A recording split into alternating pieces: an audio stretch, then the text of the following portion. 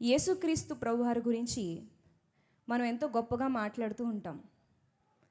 ఆయన యొక్క సాక్ష్యపు జీవితం, ఆయన చేసిన అద్భుతాలు, ఆయన జీవన శైలి, ఆయన బోధ, ఆయన నడవడిక, ఇలా యేసుక్రీస్తు ప్రభువారి జీవితంలో అణువు అణువు అమోఘం, అద్భుతం, ఆశ్చర్యం, ఇలా ఆయన గురించి ఎన్నో విషయాలను మనం జ్ఞానించుకుంటాం, ఇతరులకు పంచుకుంటూ మురిసిపోతూ ఉంటాం. అయితే కొన్ని సందర్భాలు ఎలా ఉంటాయి అంటే, యేసుక్రీస్తు ప్రభువారికి ఏమీ తెలియదు అన్నట్టుగాను, యేసుక్రీస్తు ప్రభువారిలో దైవత్వం లేదు అన్నట్లుగాను కొన్ని సందర్భాలు మనకి తారసపడుతూ ఉంటాయి. దాన్ని సరిగా విశ్లేషించకపోతే, సరిగా అర్థం చేసుకోకపోతే నిజమే కాబోలు అని మన విశ్వాసం కూడా దెబ్బతినేటువంటి అవకాశం ఉంది.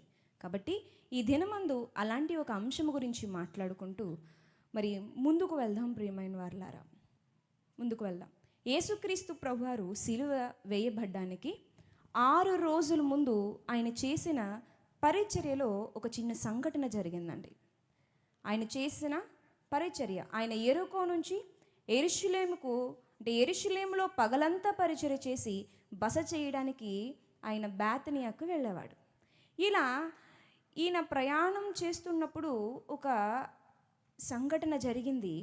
ఆ సంఘటనను సరిగ్గా మరి అర్థం చేసుకోకపోవడం వల్ల చాలామంది యేసుక్రీస్తు ప్రభువారి దైవత్వాన్ని ప్రశ్నిస్తున్నారు. ఇంతకీ ఏంటా సందర్భం, ఏం జరిగింది?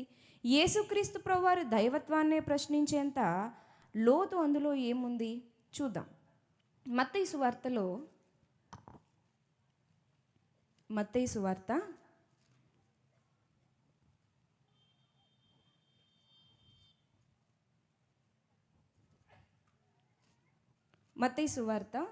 21వ అధ్యాయము 18వ వచనం నుంచి చదువుకుందామండి, 20 వరకు. ఉదయమందు పట్టణమునకు మరలా వెళ్ళుచుండగా ఆయన ఆకలిగొనెను. అప్పుడు త్రోవ పక్కన ఉన్న యొక్క అంజూరపు చెట్టును చూచి దాని యొద్దకు రాగా, దాని యందు ఆకులు తప్ప మరి ఏమీయూ కనబడలేదు గనుక దానిని చూచి, ఇక మీదట ఎన్నటికి నీవు కాపు కాయకుందువుగాక అని చెప్పాను. తక్షణమే, ఆ మాట అండర్లైన్ చేసుకోండి, తక్షణమే ఆ అంజూరపు చెట్టు ఎండిపోయెను. యేసుక్రీస్తు ప్రభువారికి ఆకలి వేసింది. మార్గం మధ్యలో ఒక అంజూరపు చెట్టు కనిపించింది. ఫలాలు ఉన్నాయేమో అని వెతకడానికి వెళ్ళాడు. ఆకులు తప్ప ఫలాలు ఏం కనిపించలేదు. దేవుడు ఆ చెట్టును శపించినప్పుడు తక్షణమే అది ఏమైపోయిందండి, ఎండిపోయింది. ఇదే సందర్భం మార్కు గారు కూడా రాశారు. కాకపోతే మత్తయి సువార్తలో లేనటువంటి ఒక విషయం మార్కు సువార్తలో ప్రస్తావించబడింది. మార్కు సువార్త 11వ అధ్యాయము,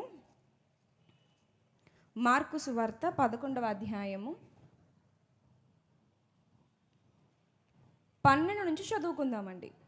మరునాడు వారు బేతనియా నుండి వెళ్ళుచుండగా ఆయన ఆకలిగొని ఆకులు గల ఒక అంజూరపు చెట్టును దూరం నుండి చూచి దాని మీద ఏమైనాను దొరుకునేమో అని వచ్చెను. దాని యొద్దకు వచ్చి చూడగా ఆకులు తప్ప మరి ఏమీ కనబడలేదు. ఏలయనగా అది అంజూరపు పండ్ల కాలము కాదు. అందుకైన ఇక మీదటి అన్నిటికీ నీ పండ్లు ఎవరునూ తినకుందురుగాక అని చెప్పాను. ఇది ఆయన శిష్యులు వినిరి.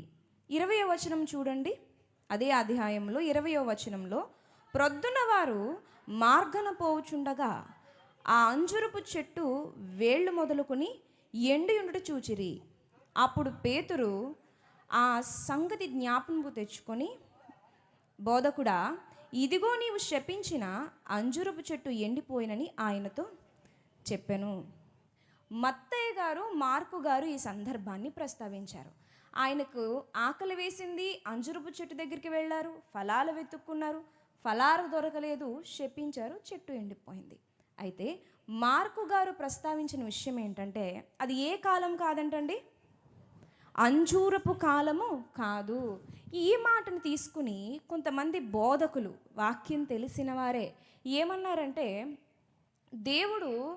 దేవుడే కదా, ఆయన ఎంతైనా దేవుడు కదా, ఏ కాలమైనా సరే చెట్టు ఫలాలు ఇవ్వాల్సిందే, ఇవ్వకపోవడం చెట్టుదే తప్పు, అది చెట్టు ధర్మం కదా అని దాన్ని విశ్లేషించకుండా కొందరు మాట్లాడారు.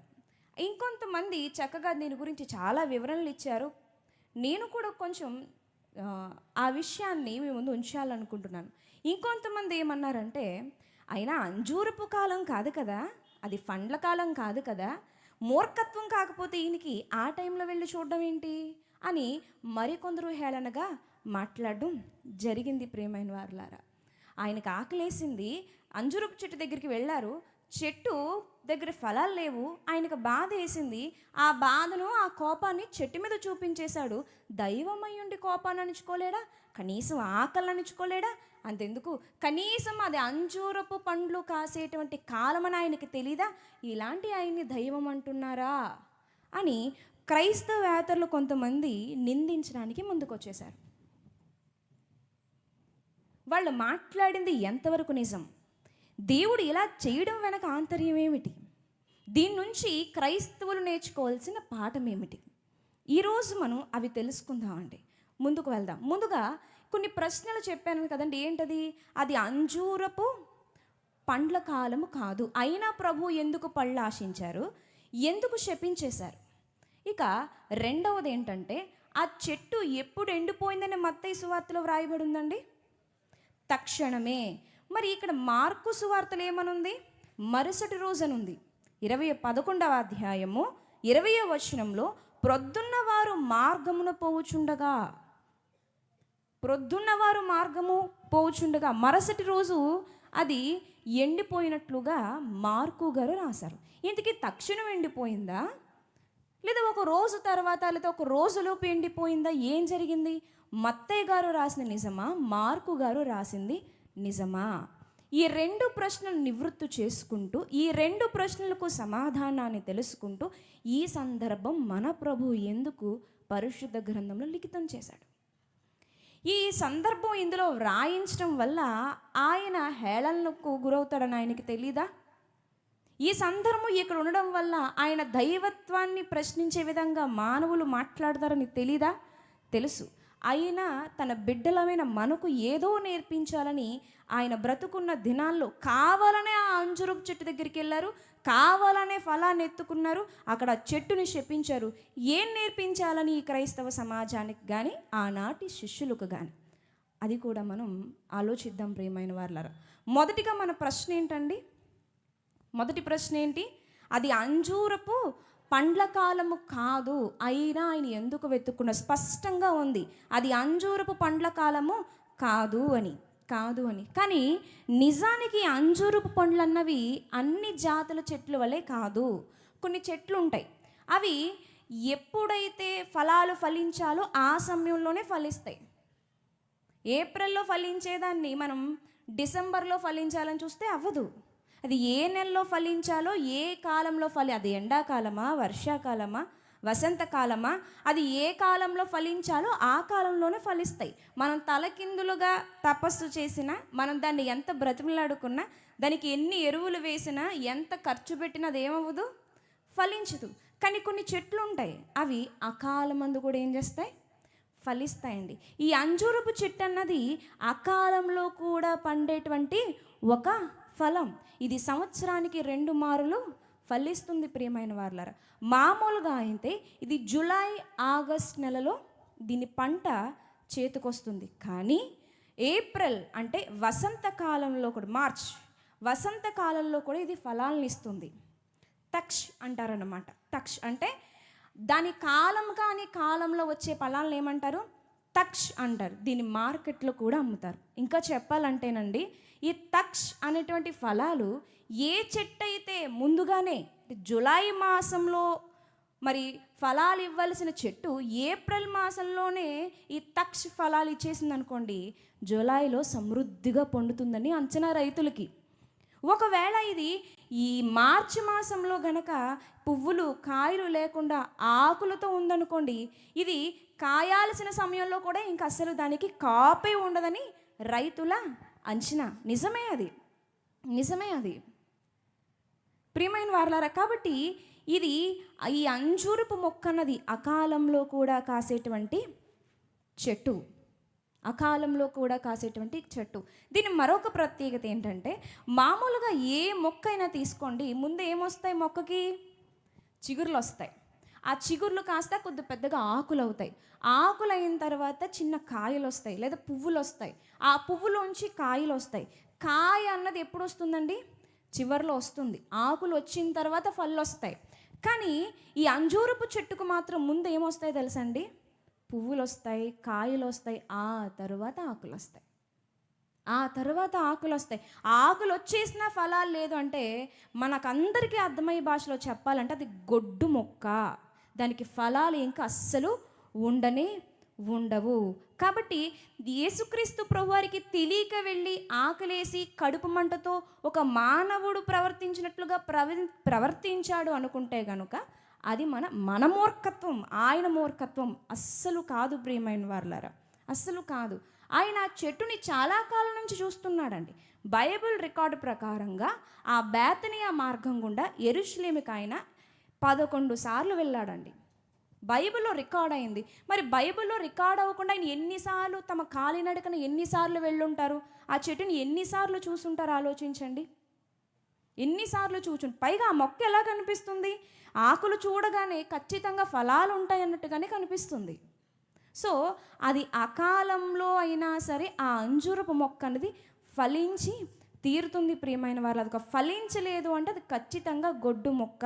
అది ఉన్న వేస్ట్, నేల సారం వృధా అయిపోతుంది తప్ప దానివల్ల ఎవ్వరికి ఏ ఉపయోగం కూడా లేదు ప్రియమైన వారులారా. కావాలంటే చూడండి, మనకి పరిశుద్ధ గ్రంథం ఇచ్చే సాక్ష్యం కావాలి కాబట్టి ప్రకటన గ్రంథం చూద్దాం. 6వ అధ్యాయంలో, ప్రకటన గ్రంథము 6వ అధ్యాయము, ప్రకటన గ్రంథము 6వ అధ్యాయము 13వ వచనము. పెద్ద గాలి చేత ఊగులాడు అంజూరపు చెట్టు నుండి అకాలపు కాయలు రాలినట్లు ఆకాశ నక్షత్రములు భూమి మీద రాలేను. ఏ కాయలు రాలినట్టు? అకాలపు కాయలు రాలినట్టు. అంటే ఈ అంజూరపు చెట్టు అకాలంలో కూడా ఏం చేస్తుంది? ఫలాల్ని ఇస్తుంది. ఇంకా మరొక మాట చూద్దాము. నహూము గ్రంథము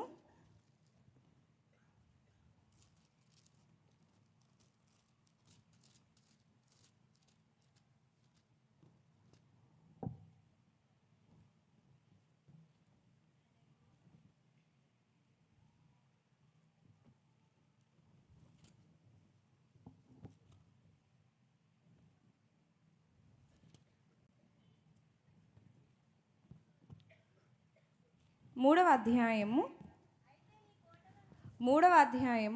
12వ వచనము.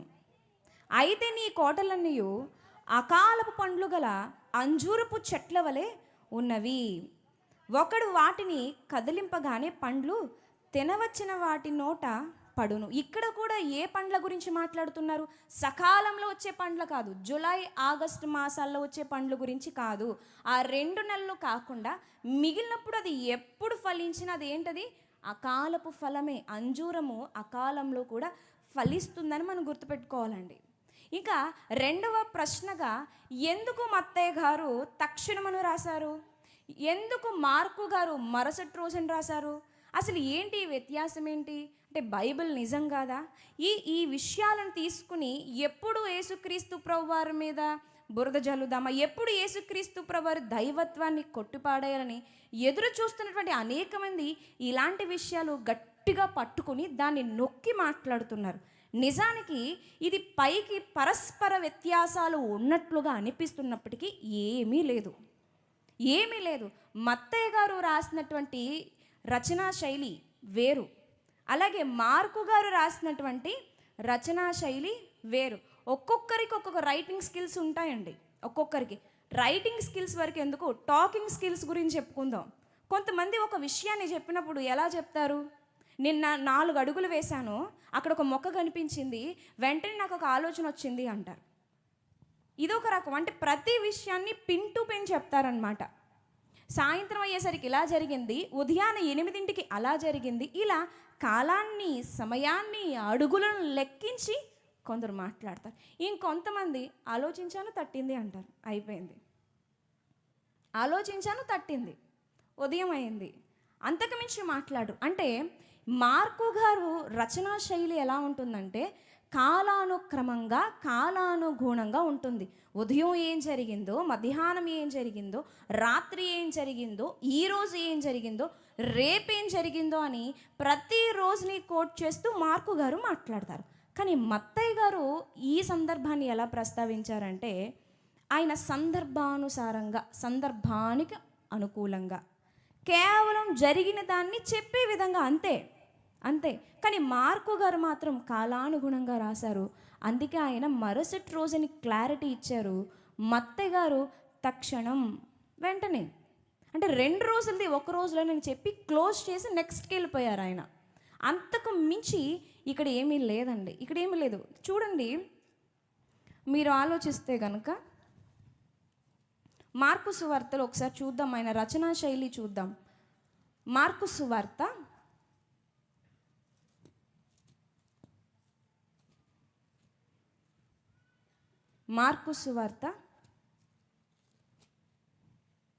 11వ అధ్యాయము. అసలు ఎక్కడి నుంచి ఈయన బేతనియాకు వచ్చారు యేసుక్రీస్తు ప్రభువారు అంటే 11వ అధ్యాయం 1వ వచనం చూడండి. వారు యెరూషలేమునకు సమీపించి ఒలివల కొండ దగ్గరనున్న బేత్పేగే బేతనియాను గ్రామములకు వచ్చినప్పుడు ఆయన తన శిష్యుల్లో 2 చూచి, అంటే యెరూషలేముకు వచ్చారంటండి, యెరూషలేముకు సమీపించారండి. ఎప్పుడు వచ్చారు యెరూషలేముకి అంటే మార్కు గారి రచనా శైలి మనకు అర్థం కావాలని ఈ విషయాన్ని మనం మాట్లాడుకుంటున్నాం. అసలు యెరూషలేముకి ఎప్పుడు వచ్చారు ఈయన, అది అర్థం కావాలంటే యోహాను గారు రాసినటువంటి పత్రిక 12వ అధ్యాయము, యోహాను గారు రాసినటువంటి సువార్త, క్షమించండి, యోహాను గారు సువార్త 12వ అధ్యాయము 1వ వచనాన్ని చూడండి. కాబట్టి యేసు తాను మృతుల్లో నుండి లేపిన లాజరు ఉన్న బేతనియాకు పస్కా పండుగకు 6 దినముల ముందుగా వచ్చెను. బేతనియాకి ఎప్పుడు వచ్చారంట అండి ఆయన? 6 దినముల ముందుగా వచ్చారు. దేనికి వచ్చారు? పస్కా పండుగ. పస్కా పండుగ రోజు ఏం జరిగింది? యేసుక్రీస్తు ప్రభువారు సిలువ వేయబడ్డారు. పస్కా పండుగ అంటే శుక్రవారం ఆయన సిలువ వేయబడ్డారు. 6 రోజుల ముందంటే ఏ రోజు వస్తుంది? శుక్రవారానికి 6 రోజులు వెనక్కి వెళ్ళిపోతే ఏ రోజు వస్తుందండి? శనివారం వస్తుంది. అంటే ఆయన యెరూషలేముకు ఎప్పుడు వచ్చారు? శనివారం వచ్చారన్నమాట. ఇప్పుడు యోహాను సువార్త 12వ అధ్యాయం 12వ వచనం చూడండి. ఆయన శనివారం వచ్చారు. మరునాడు ఆ పండుగకు వచ్చిన బహుజనసమూహం యేసు యెరూషలేముకు వచ్చుచున్నాడని విని ఖర్జూరపు మట్టలు పట్టుకొని ఆయన ఎదుర్కొనబోయి, జయము ప్రభు పేరట వచ్చున్న ఇశ్రాయేలు రాజు స్తుతించబడునుగాక అని కేకలు వేసిరి. మరుసటి రోజు యెరూషలేముకు వచ్చిన మరుసటి రోజు అంటే ఏ రోజు అండి? అది ఆదివారం రోజు జరిగింది.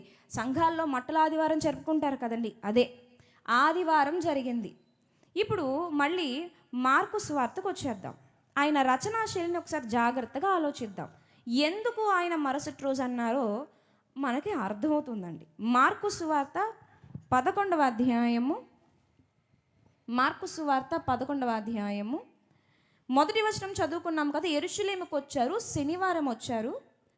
ఇప్పుడు 11వ వచనాన్ని చదువుదాం. ఆయన యెరూషలేమునకు వచ్చి దేవాలయములో ప్రవేశించి చుట్టూ సమస్తమును చూచి సాయంకాలమైనందున 12 మందితో కూడా బేతనియాకు వెళ్ళెను. ఈ 1 నుంచి 10 వచనాల మధ్యలో ఆయన గాడిద పిల్ల మీద ఎక్కడం మట్టల ఆదివారానికి సంబంధించిన సందర్భం అంతా జరిగిపోతుందన్నమాట. అది జరిగిన తరువాత అంటే ఏ రోజు అండి? సోమవారం. ఏ రోజు? సోమవారం. చూడండి మార్కు గారు ఎంత పక్కా క్లారిటీతో మాట్లాడుతున్నారు.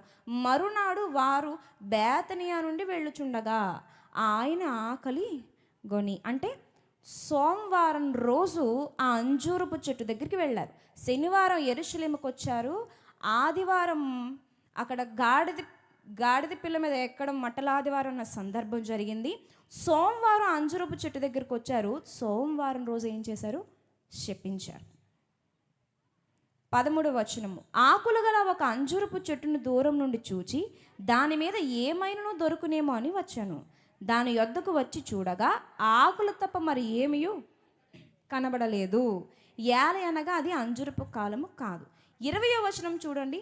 ప్రొద్దున్న అంటే మరుసటి రోజు వారు మార్గమును పోవుచుండగా, మరుసటి రోజు అంటే ఏ రోజు? మంగళవారం. ఆదివారం యెరూషలేములోకి వచ్చారు. సోమవారం ఏమో శనివారం యెరూషలేముకి వచ్చారు. ఆదివారం మట్టల ఆదివారం జరిగింది. సోమవారం శపించారు. మంగళవారం శిష్యులు చూసి ఆశ్చర్యపోయారు. ఇది ఎవరి శైలి? మార్కు గారి శైలి. అంతే తప్ప మార్కు గారు ఒకలాగా, మత్తయ్య గారు ఒకలాగా రాయలేదు. వారు ఆత్మపూర్ణులై ఒకే విషయాన్ని ఒకే విధంగా జరిగింది జరిగినట్టు రాశారు. ఇందులో అపార్థం చేసుకోవడానికి ఏమీ లేదు ప్రియమైన వారులారా, ఏమీ లేదు. మత్తయ్య గారు మాత్రం కలిపి రాసేశారు. ఎందుకు అంటే కనుక ఒక చెట్టు ఎండిపోవడానికి లేదా ఒక మొక్క ఎండిపోవడానికి ఎంత టైం పడుతుంది? వేరులో జీవం పోతే కొన్ని రోజులు పడుతుంది ఒక మొక్క ఎండిపోవడానికి పూర్తిగా. అదే ఒక చెట్టు ఎండిపోవాలంటే, ఒక చెట్టు పచ్చని చెట్టు ఎండిపోవాలంటే దగ్గరగా నిలబడుతుంది. ఏమండి? కానీ ఇక్కడ ఎప్పటికి ఎండిపోయింది ఇది? 24 గంటలు గడవకుండా ఒకేసారి ఎండిపోయింది. వేళ్ల నుంచి ఎండిపోలేదు, అన్ని భాగాలు ఒకేసారి ఎండిపోయాయి. అందుకే తక్షణమే అన్న మాటను మత్తయ్య గారు ఉపయోగించడం జరిగింది ప్రియమైన వారులారా. అంతే తప్ప ఇందులో ఆయన ఒకలా రాశారు, ఈయన ఒకలా రాశారు అనడానికి ఏమీ లేదు. మార్కు గారు కాలానుగుణంగా రాస్తే మత్తయ్య గారు సందర్భానుసారంగా కేవలం జరిగింది మాత్రం రాసుకుంటూ వచ్చారు ప్రియమైన వాళ్ళారా, రాసుకుంటూ వచ్చారు. అయితే మరి యేసుక్రీస్తు ప్రభువారు ఆకలి కూడా చెట్టు దగ్గరికి వెళ్ళిపోయారా అంటే కాదు. ఆయన ఆకలి, ఆయన దాహం ఎలాంటిదో సువార్తల్లో మనకు అర్థమవుతుంది. ఎప్పుడు కూడా ఆయన ఆహారం కోసం, పానీయం కోసం ఆసక్తి చూపించినట్లు మనకి ఎక్కడా కనిపించదు. పైగా ఆయన ఏమంటారు? ఆయన ఆహారం ఏంటండి? జీవాహారం, తండ్రి చిత్తం నెరవేర్చడం. అంతేనా? ఆయన దాహం ఏంటండి? ఆత్మల దాహం, ఆత్మల దాహం. ఎప్పుడు కూడా ఆయన ఆకలేసి వాళ్ళని కసురుకున్నారు, వీళ్ళని శపించేశారు అన్నది పరిశుద్ధ గ్రంథంలో మనం ఎక్కడ కూడా చూడలేం ప్రియమైన వారులారా. అసలు ఎందుకు మరి ప్రభు ఇలా చేశారు అంటే, ఆల్రెడీ ఏదైతే యేసుక్రీస్తు ప్రభు వారు ప్రాక్టికల్గా చూపిస్తున్నారో దాన్ని ముందే శిష్యులకు, సమాజానికి ఉపమాన రీతిలో చెప్పేశారు. చెప్పారండి? చెప్పారు. లూకా సువార్త 13వ అధ్యాయము 6వ వచనం చూడండి. ప్రాక్టికల్గా ఇది జరగకముందే ఉపమాన రీతిగా యేసుక్రీస్తు ప్రభు వారు వారితో పంచుకున్నారు.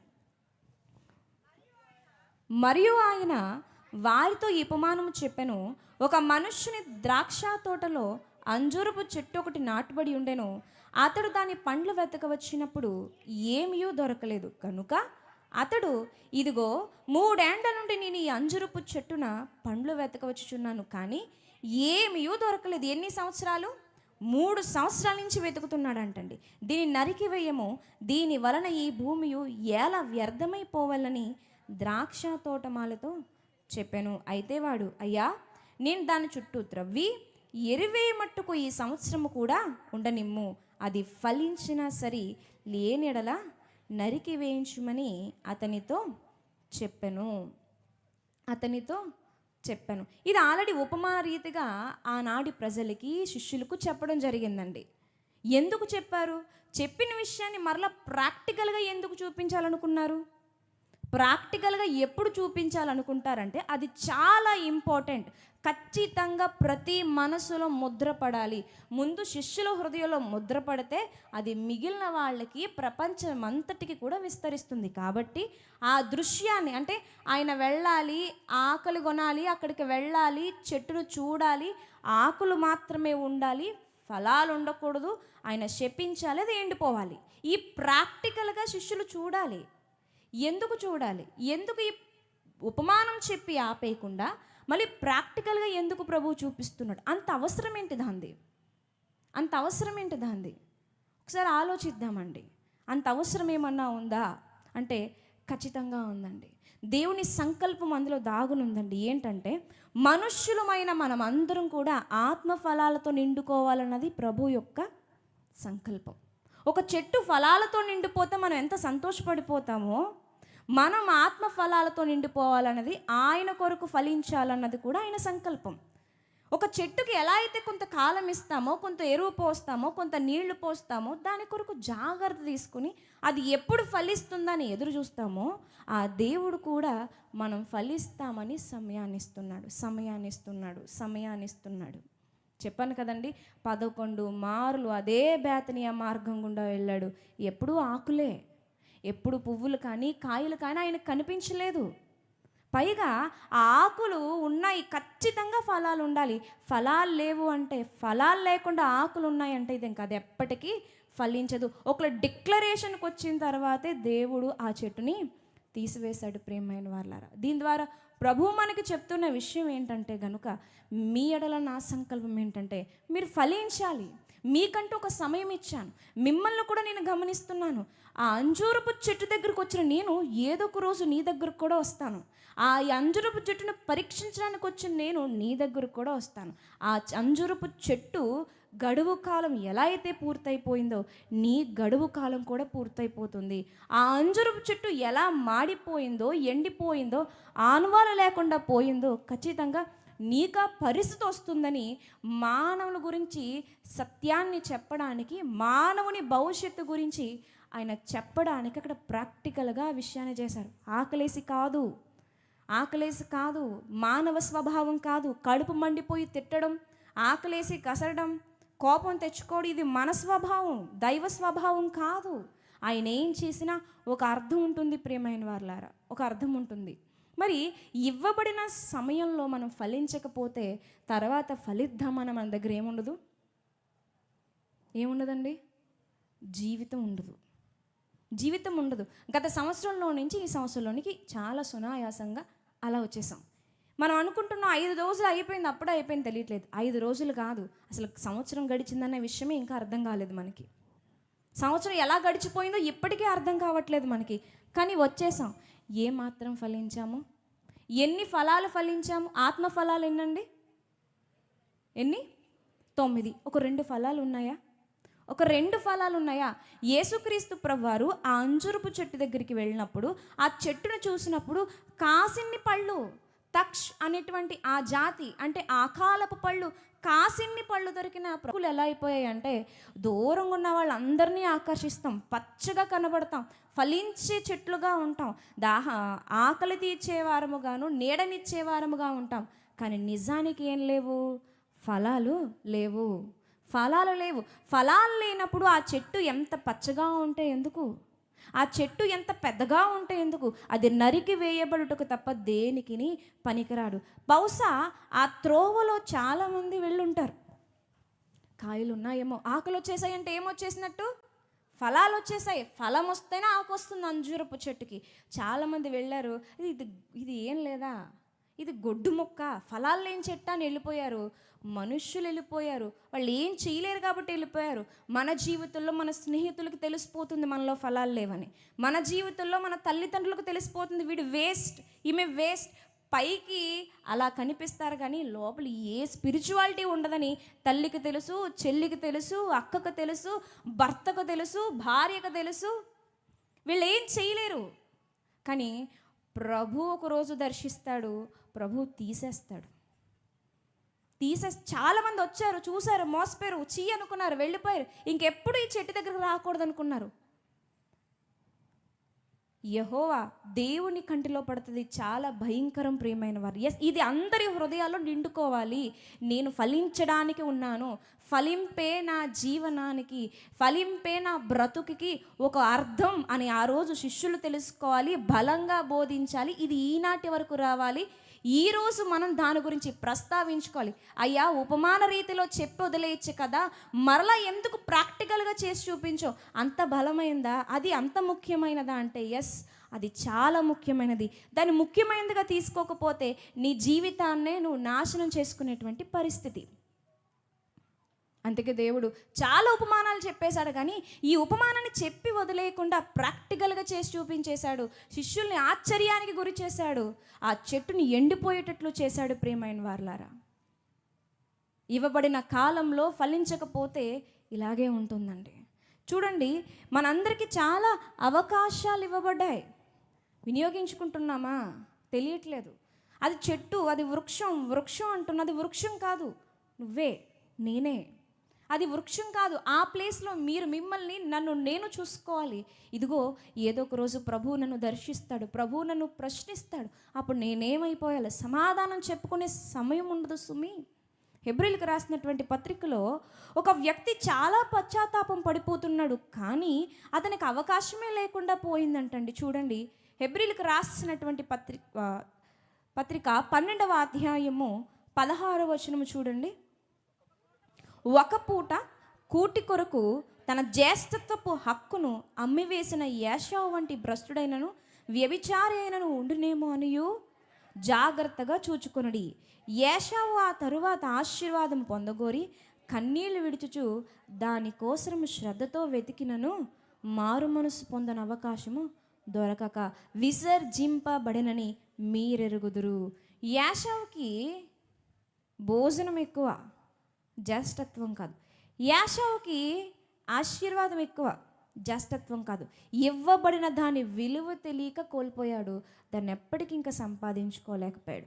ఈరోజు మనకిచ్చిన సమయం, మనకిచ్చిన జీవితం అసలు ఏంటి అని మనం ఆలోచించుకోం. మిగిలినవన్నీ ఆలోచిస్తాం. ఏం తినాలి, ఏం తాగాలి, ఎవరిని కలవాలి, ఏ పనులు చేయాలి, ఎలా సంపాదించాలి, ఎలా పేరు తెచ్చుకోవాలి, ఎలా ఈ రోజుని సంతోషంగా గడపాలి, ఎలా ఎలా ఎలా ఎలా ఇదే తప్ప సమయం విలువైంది, సమయం గురించిన ఆలోచన ఉందా? ఈ సమయం ఎందుకు ఇవ్వబడిందన్న వివేచన ఉందా? వివేచన లేకుండా వెళ్ళిపోతే ఒక రోజు వస్తుంది, మంచాన్ని పడి ఒక్క అవకాశం అని ప్రార్థించడానికి కూడా గొంతు రాదు. అప్పుడు ఏంటి మరి పరిస్థితి?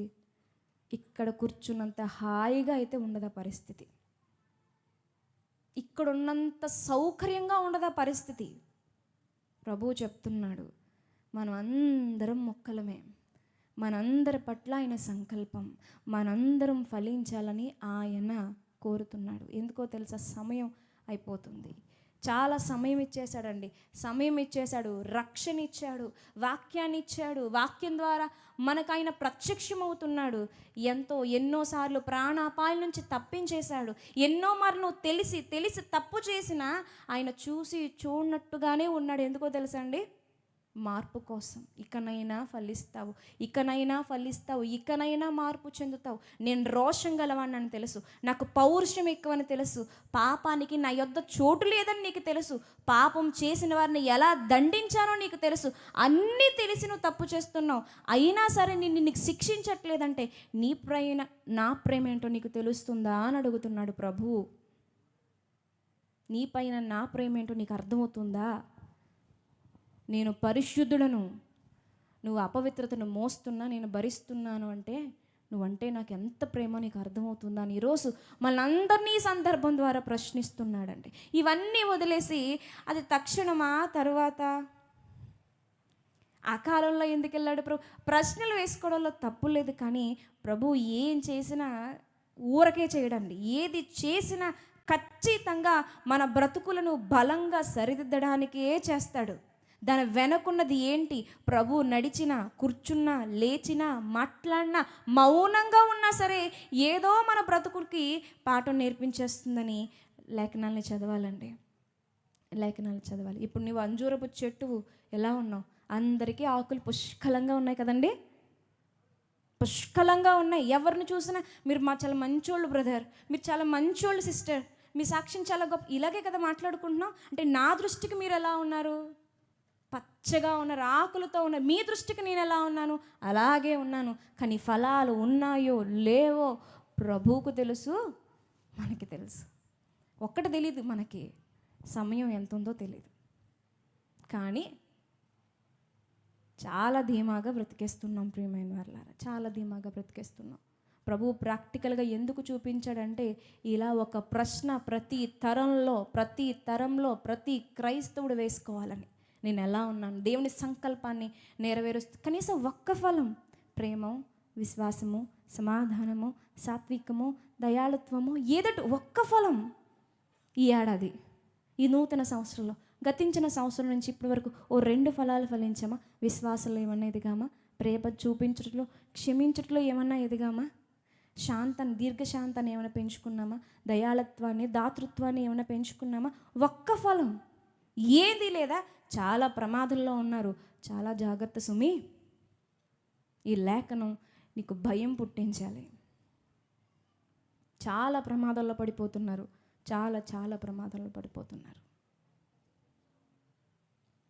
ఇక ముందుకు వెళ్తే ఇంకొక విషయాన్ని మనం ఆలోచించాల్సింది ఉంది. ఈ సందర్భంలోనే ఇంకొక విషయం గురించి మనం ఆలోచించాల్సిన అవసరం ఉంది. అదేంటంటే, అంజూరపు చెట్టు ఎండిపోయింది. శిష్యులు ఆశ్చర్యానికి గురయ్యారు. శిష్యులు ఆశ్చర్యానికి గురైనప్పుడు యేసుక్రీస్తు ప్రభువారు ఏం చెప్పాలంటే, పేతురు చూసావు కదా అంజూరపు చెట్టు ఎలా ఎండిపోయిందో, ఇదిగో ఫలించని ప్రతివాడు కూడా ఇలాగే ఉంటాడు. బాప్తిస్మిచ్చి యోహాను గారు ఏం చెప్పారు? చెట్లు వేరున గొడ్డలి ఉంచబడింది, ఇది అదే అని బోధించాను. కానీ యేసుక్రీస్తు ప్రభువారి స్పందన చాలా విచిత్రంగా ఉంటుంది. అసలు ఇప్పుడు దాకా మనం చెప్పుకున్నది ఏది శిష్యులతో మాట్లాడండి, ఆయన ఏం మాట్లాడతారో తెలుసా? 2 సందర్భాల్లోనూ చదువుకోవచ్చు, కానీ సమయం అయిపోతుంది కాబట్టి ఒకటి మాత్రం చదువుకుందాం. మార్కు సువార్తలో, మార్కు సువార్త 11వ అధ్యాయము వాళ్ళ రియాక్షన్ చూద్దామండి. 11వ అధ్యాయము 20వ వచనము. ప్రొద్దున్న వారు మార్గమున పోవుచుండగా ఆ అంజురపు చెట్టు వేళ్ళు మొదలుకొని ఎండి ఉండుట చూచిరి. అప్పుడు పేతురు ఆ సంగతి జ్ఞాపకమునకు తెచ్చుకొని, బోధకుడా, ఇదిగో నీవు శపించిన అంజురపు చెట్టు ఎండిపోయిన ఆయనతో చెప్పాను. అందుకు యేసు వారితో ఇట్లా, నేను మీరు దేవుని యందు విశ్వాసముంచుడి, ఎవడైనను ఈ కొండను చూచి నీవు ఎత్తబడి సముద్రంలో పడవేయబడుమని చెప్పి తన మనస్సులో సందేహింపక తాను చెప్పినది జరుగునని నమ్మినడలా వాడు చెప్పినది జరుగునని మీతో నిశ్చయముగా చెప్పుచున్నాను. అందుచేత ప్రార్థన చేయనప్పుడు మీరు అడుగుచున్న వాటి నెలను పొంది ఉన్నామని నమ్ముడి, అప్పుడు అవి మీకు కలుగునని మీతో చెప్పుచున్నాను. జరుగుతున్న సందర్భం ఏంటి? శిష్యులు దేనికి ఆశ్చర్యపడుతున్నారు? యేసుక్రీస్తు ప్రభువారు దేనికి సమాధానం చెప్తున్నారు? జరుగుతున్న సందర్భం ఏంటి? ఫలించని అంజూరపు చెట్టు, శాపానికి గురైనటువంటి అంజూరపు చెట్టు. ఎందుకు ఆశ్చర్యపోతున్నారు? ఇంత త్వరగా ఎండిపోయిందా? కానీ ప్రభు ఏం మాట్లాడుతున్నారు? విశ్వాసంతో ప్రార్థన చేయండి, నమ్మండి, ప్రార్థన చేసింది జరుగుతుందని నమ్మండి. అప్పుడు ఏం చేయబడుతుంది? ఈ కొండను చూసి నీవు ఎత్తబడి సముద్రంలో పడవేయమని చెప్తే అది అలా జరిగిపోతుంది అన్నాడు. ప్రార్థన గురించి ఎందుకు ప్రస్తావిస్తున్నాడు యేసుక్రీస్తు వారంటే? ప్రార్థన గురించి ఎందుకు అక్కర్లేని విషయంగా అనిపిస్తుంది.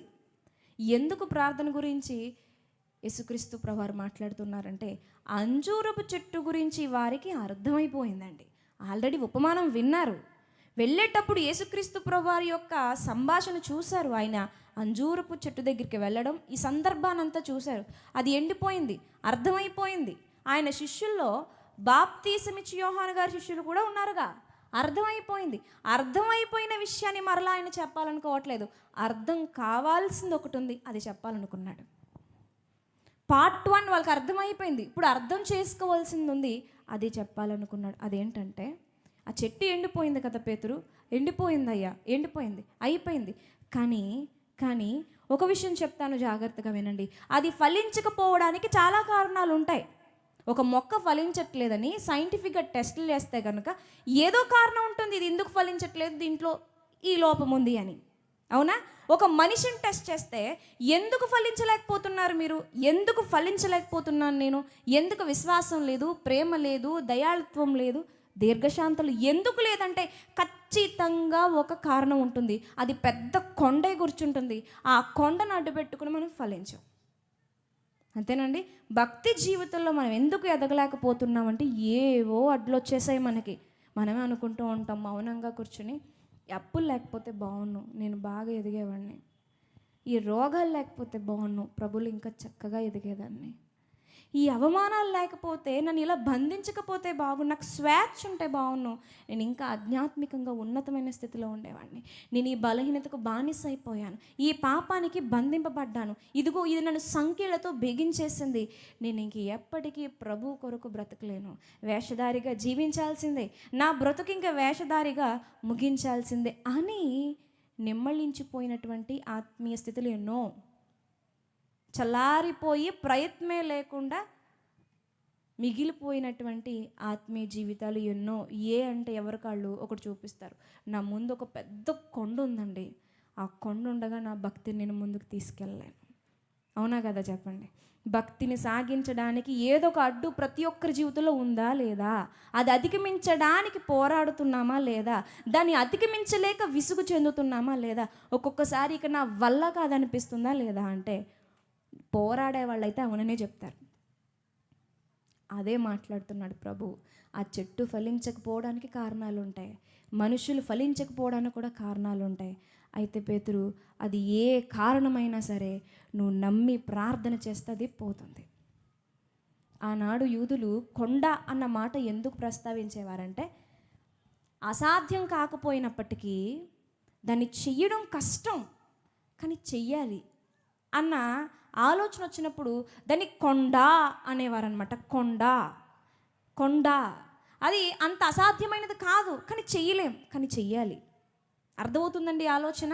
అప్పుడు దాన్ని కొండ అని మాట్లాడేవారు అన్నమాట. అలాగే భక్తి జీవితం అసాధ్యమేమీ కాదు, చెయ్యొచ్చు, కానీ చెయ్యలేం, బలం సరిపోదు. కానీ చెయ్యాలి అనుకోవాలి. ఆ చెయ్యాలి అనుకున్నప్పుడు మన జీవితంలో ఆర్థిక ఇబ్బందులు, లేదా భాగస్వాములతో ఇబ్బందులు, లేదా బంధువులతో, సంఘ కాపరితో, ఆత్మీయులతో, శరీరముతో, బలహీనతలతో ఇలా ఎన్నో సంఖ్యలు బిగించుకుపోయి ఫలించాలని ఆశ ఉన్న ఫలించలేకపోతున్న వారితో ఒక ముఖ్యమైన విషయం దేవుడు మనతో మాట్లాడుతున్నాడు. నీకు ఆశ ఉంటే నేను తృప్తిపరుస్తాను, నమ్మి ప్రార్థన చేసి అది జరిగిందని విడిచిపెట్టు అని. అందుకే అంజూరపు చెట్టు గురించి మాట్లాడకుండా ఆయన ప్రార్థన గురించి ప్రస్తావిస్తున్నాడు. ప్రియమైన వారలారా, ఈరోజు మీరు ఫలించాలనుకున్నప్పుడు మీకు ఏదైతే అడ్డుబండగా ఉండిపోయిందో, ఏదైతే దాటలేకపోతున్నారో మీకు మీరుగా ఏ ప్రణాళికలు వేసుకోకండి. మీకు మీరుగా ఏవేవో ఆలోచనలు పెట్టుకోకండి. ఇలా చేయాలి, అలా బయటకు వచ్చేయాలి, ఇలా చేసి వద్దు. అలా మోకరించండి. దేవా, నా వల్ల కాదు, నేను ఏమీ చేయలేను, నేను ఫలించలేకపోతున్నాను, కానీ ఆశ ఉంది, ఆశపడే ప్రాణాన్ని తృప్తిపరుస్తాను, నీ వాగ్దానం నేను నమ్ముతున్నాను, ఈ ప్రాణాన్ని తృప్తిపరచని మోకరించి సర్వము ఆయనకి విడిచిపెట్టి ఇక ప్రభు చూసుకుంటాడు. విడిచిపెట్టండి. ప్రభు అంటున్నాడు, మరలా మీరు ఫలించేటువంటి చెట్లుగా మారిపోతారని పరిష్కారం చూపిస్తున్నాడండి మన ప్రేమామయుడు. ఆ కొండలన్నీ మనం పేర్చుకున్నవే, అది ఎంత ఎత్తుందో అంతా మనమే పేర్చుకున్నాం, దాన్ని అలా పెంచుకుంటూ వచ్చాం. అయినా ప్రభు అంటున్నాడు, రా నా దగ్గరికి రా, ఒక్క మాట చెప్పు, నాకు విడిచిపెట్టు, నమ్మితే ఖచ్చితంగా సాధ్యమవుతుంది. దేవుడు మాట్లాడుతున్నాడండి. భక్తులు చూడండి, దావీదు గారి జీవితాన్ని చూడండి.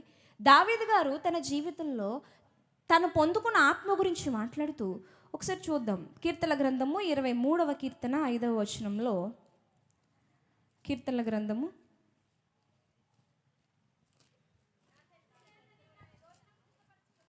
నీవు నాకు భోజనము సిద్ధపరచుదువు, నూనెతో నా తలయంటి ఉన్నావు, నా గిన్నె నిండి పొర్లుచున్నది. నూనె నా గిన్నె నిండి పొర్లుచున్న దేవునితో ఒక బాండేజ్, దేవునితో ఒక మంచి సంబంధం, దేవుని ఆత్మతో ఉన్నటువంటి ఒక అన్యోన్య సహవాసం ఇక్కడ దావీదు గారి జీవితంలో కనిపిస్తుంది. ఫలించేటు చెట్టుగా ఉన్నాడు, కానీ కొంతకాలానికి ఏమైపోయింది ఆయన జీవితం, ఆయన ప్రార్థన ఎలా మారిపోయిందో చూడండి. కీర్తనలు 51వ కీర్తన 11వ వచనం చూడండి. నీ సన్నిధిలో నుండి నన్ను త్రోసివేయకము, నీ పరిశుద్ధాత్మను నా యొద్ద నుండి తీసివేయకము, నీ రక్షణానందము నాకు మరలా పుట్టించుము. మరలా కావాలి, తీసేయొద్దు.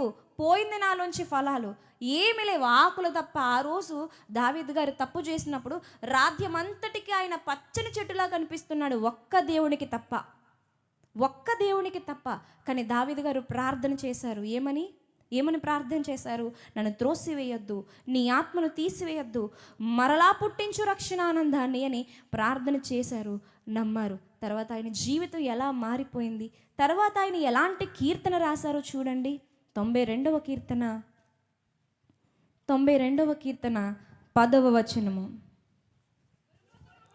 గురుపోతు కొమ్ము వలె నీవు నా కొమ్ము పైకెత్తితివి, క్రొత్త తైలముతో నేను అంటబడితిని. క్రొత్త తైలముతో, క్రొత్త తైలముతో, క్రొత్త అవకాశముతో, క్రొత్త జీవముతో మరలా దావీదు గారు ఏం చేశారు?